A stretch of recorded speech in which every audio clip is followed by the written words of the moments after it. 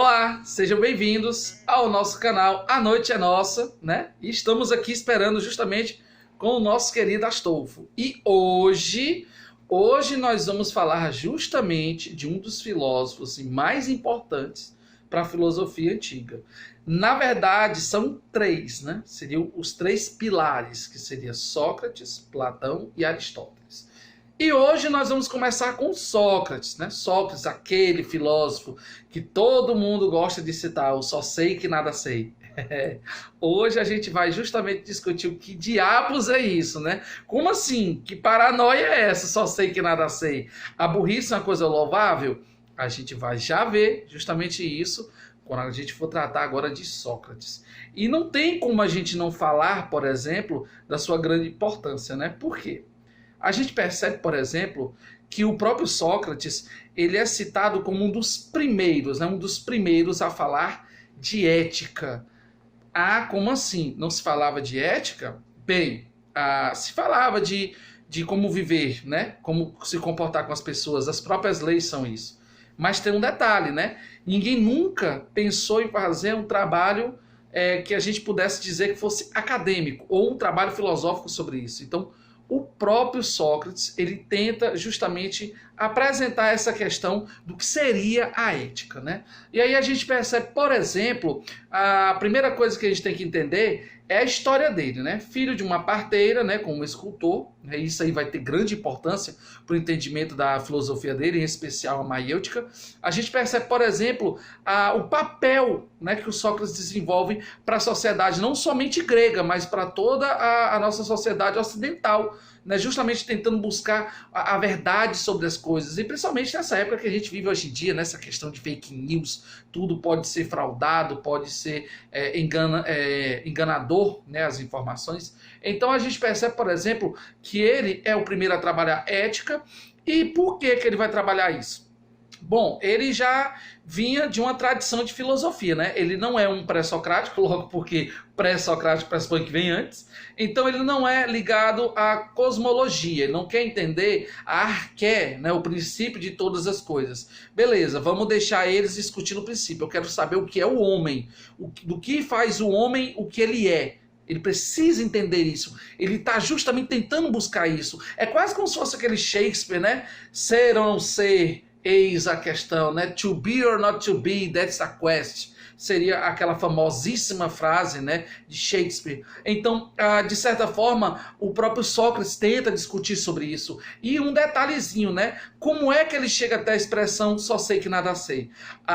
Por exemplo, em uma visita, né, a Delfos, ele acaba entrando em contato com o oráculo de Delfos. E aí vocês vão ver. Eu não sei se vai estar aqui ou se vai estar aqui, eu não sei. Vai aparecer a imagem aí para vocês do que seria a representação da oráculo de Delfos. Geralmente eram mulheres mais novas, né, que eram receptáculos ou que falavam em nome dos deuses. E aí essa oráculo chega para Sócrates e aí, na maior das aspirações, diz para ele o seguinte: aqui está o homem mais sábio do mundo. E aí você imagina, né? Sócrates olha assim: hein?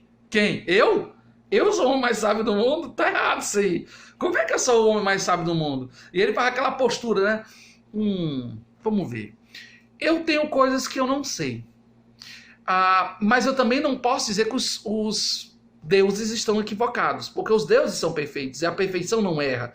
Então, se eles falaram que eu sou o homem mais sábio do mundo, é porque é verdade. Mas eu não me sinto o mais sábio do mundo. Então, como assim? Peraí. Mas uma coisa é o seguinte: eu não sei todas as coisas. Tem coisas que eu quero aprender, mas tem coisas que eu não sei. E se eu sou o homem mais sábio do mundo e tem coisas que eu não sei, então daí eu posso deduzir o quê? Então, o que eu sei é que eu nada sei. Daí vocês tiram, né? Vocês devem estar se perguntando: poxa, Eduardo, como assim? Que piração é essa? Esse cara, ele usou narcótico ou alguma coisa assim? Gente, quando ele fala isso, ele está querendo mostrar uma postura que a gente conhece como a humildade intelectual. O que seria a humildade intelectual? Na visão socrática, seria você entender de fato que, como você não é capaz de entender todo o procedimento do conhecimento humano ou do conhecimento a nível universal, você tem que se reconhecer como aquele que está abaixo, mas que quer conhecer, que quer evoluir, que quer transcender a ignorância, que quer sair desse estado um estado de ignorância, de falta de conhecimento, né? Deixar de ser ignóbil. Então, essa seria a característica do só sei que nada sei. A frase tão citada por todo mundo que já ouviu falar de filosofia. Todo mundo só cita Sócrates nessa hora. Pois é, o só sei que nada sei é justamente essa questão da técnica que ele usa para tentar reconhecer que é uma pessoa ignorante que está buscando conhecimento. Mas aí a gente vai para outro elemento. Um outro elemento interessante, que seria qual? Seria justamente essa questão da ironia socrática. Mas se vocês souberem como era chato... Gente, sério, era muito chato, horrivelmente chato. Conversar com Sócrates deveria ser uma coisa assim transtornante. Por quê? Porque ele era irônico. Então, se você chegasse, se você estivesse bem ali num debate e aí você abrisse a boca para dizer assim, eu sei o que é justiça. Ih, mano, ferrou. Ferrou, sabe por quê? Porque se o Sócrates estivesse perto de você, ele olharia para você e diria assim, então você sabe o que é justiça? Então me diz aí o que é justiça. E aí, obviamente, você, né, diria o que seria justiça, na sua opinião. Só que, claro, você não deixaria claro que é a sua opinião, e mesmo que deixasse a sua opinião bem clara para ele, ele iria confrontá-la como se aquilo fosse uma verdade de fato, universal.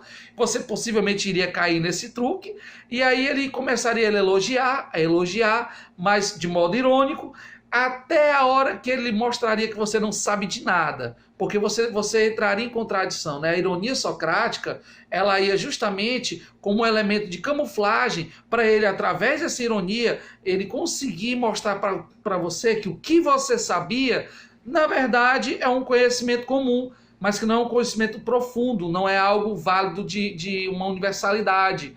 Aí complica, mano. Porque ao mesmo tempo ele é sacana, ele é muito sacana. Por quê? Porque simplesmente ele pega e tira a tua certeza. Já pensou? Tu tem certeza de uma coisa, ele chega e tira a tua certeza. Aí você fica, poxa, e agora? Agora lascou, né? Agora o que é que eu sei? O que diabos eu sei? E aí é onde ele entra com o processo de maiêutica. Maiêutica seria a tentativa de tirar o conhecimento da pessoa. Ele dizia o seguinte, todas as pessoas já têm um conhecimento em si. Elas só não sabem que tem. E o papel do filósofo é uma espécie de parteira. Tá fazendo agora a analogia com, no caso, a história dele, que a mãe dele era parteira? Pois é, ele vai dizer que existe o conhecimento dentro da pessoa e o papel do filósofo é tirar esse conhecimento, fazer nascer esse conhecimento. Sabe quando você, por exemplo, tá estudando alguma coisa, lendo alguma coisa e você não consegue ler, né? Parece que o Satanás atenta e você não desenvolve aquela ideia. Aí quando você, de uma hora para outra, você lê de novo e entende, você fica quase com aquela expressão do Arquimedes, né? Eureka, eureka, eureka. Você fica, meu Deus do céu, como assim? Rapaz, era só isso. Rapaz, que droga, não era tão fácil. Pois é depois que o conhecimento nasce de você. Então, essa seria justamente a participação do Sócrates no quesito de educar o indivíduo para fazê-lo entender que o conhecimento já estava nele, né? Ou como, por exemplo, na pedagogia mais cotidiana, a gente entende, né? Os professores, eles não são donos do conhecimento. Eu, Eduardo Leite, não sou dono do conhecimento. O que eu faço é o quê? Eu faço simplesmente apontar para você a direção correta e você vai chegar até lá. Ou, né, parafraseando uma das frases mais antológicas, né, do cinema, no caso do filme Matrix, ou Matrix, se vocês quiserem pronunciar assim, quando o próprio personagem do Keanu Reeves, né, o Neo, ele está discutindo justamente com o Morfeu, né, do personagem, né, do ator Lawrence Fishburne. Quando eles estão discutindo, o Morfeu em determinado momento ele chega e diz o seguinte, eu não posso abrir a porta para você, eu só posso apontar aonde ela fica, onde está a maçaneta. É você que tem que abrir. Cara, essa cena é belíssima. Sabe de uma coisa? No futuro agora, não muito distante, parece trailer de Star Wars, sei lá, uma galáxia não muito distante. Pois é, no futuro não muito distante, eu vou fazer um vídeo, né, de análise filosófica do Matrix. Vai ser um pouco grande, viu? Porque tem muito filósofo que a gente pode citar. A gente pode citar, obviamente, o Platão, nós podemos citar, por exemplo, Heidegger, o Jean-Paul Sartre, René Descartes, tem vários outros. Na verdade, dá para discutir muito. Esse vídeo eu acho que eu vou dividir em duas partes, né? O caso, o vídeo da análise do Descartes. Mas, enfim, né? Voltando para Sócrates, a gente percebe justamente que essa é a grande importância, né? Ele faz o questionar. Devemos questionar constantemente as coisas. O tempo todo a gente deve questionar. Ele diz que não é para a gente aceitar as verdades como são impostas. A gente tem o dever de investigar e de questionar. Tanto que ele afirma numa célebre frase dele: uma vida sem reflexão é uma vida que não merece ser vivida, né? E eu vou fazer o seguinte, eu vou dividir esse vídeo em duas partes, porque eu quero falar justamente sobre a questão de consciência, peso de consciência, que seria ligado ao Daimon Socrático. Então vai ter a parte 2 já para vocês, beleza? Então, se você gostou, curtiu, dá aquele like, assina o canal, ativa o sininho e faz isso aí, ajuda muito e beleza. Então, valeu, falou. Grande Astolfo tá aqui para mandar um beijo para vocês. Eu vou dar até um beijo nele aqui, ó. Coisa linda, né? Isso aqui é a cabeça de um pensador, viu? Pensou tanto até morrer. Se chegou a alguma verdade, não sei, né? Mas quem sabe ele não teve uma vida, né, reflexiva, uma vida que mereceu ser vivida. Então é isso aí, amores. Até mais. Beijo para vocês. Tchau, tchau. E lembre-se, podem aproveitar o dia, descansem à tarde, mas à noite, a noite é nossa.